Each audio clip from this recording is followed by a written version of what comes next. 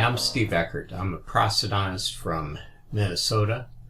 I worked here at the Mayo Clinic for 25 years. I was a full professor in the Department of Dental Specialties and the Division of Prosthodontics.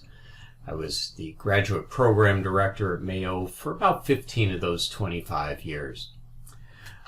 In 2010, I retired from Mayo and started an implant-only practice in Minneapolis, Minnesota. The practice is a combination of prosthodontists and oral surgeons. We started out with one prosthodontist, me, and two of my oral surgery colleagues. And at this point, we now have 3 oral surgeons involved in the practice, and have also 3 prosthodontists involved in the practice.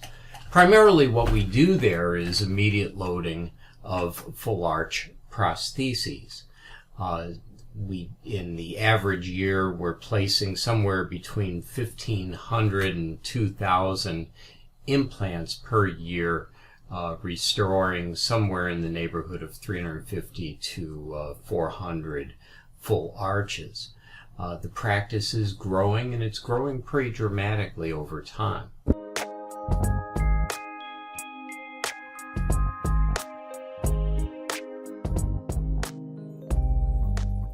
What I'm going to talk about at the EAO meeting is how we use the Osstell device to help us in our use of immediately loaded fixed dental prostheses.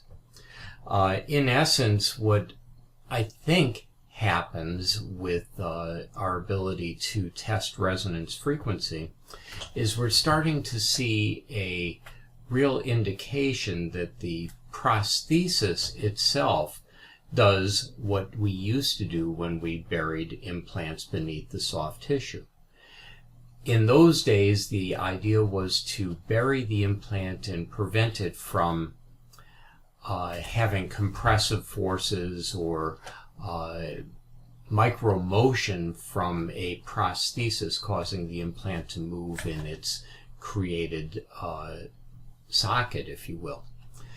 But with implant supported immediately loaded fixed prostheses, what we're doing is we're creating a foundation with the implants and then tying that foundation together with a rigid prosthesis that splints the implants and actually achieves at least equal, if not greater, success from the implants because we're able to use the prosthesis to reduce the micromotion.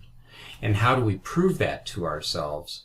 Well, the Osstell has been exceedingly valuable in that way, because what we're able to do is to measure the resonance frequency of an implant and then place an abutment onto that implant and measure the resonance frequency, and then place a prosthesis onto those abutments that are into the implants that were placed that same day, and measure the Osstell number, the ISQ, in the temporary prosthesis that we're placing the day of implant surgery.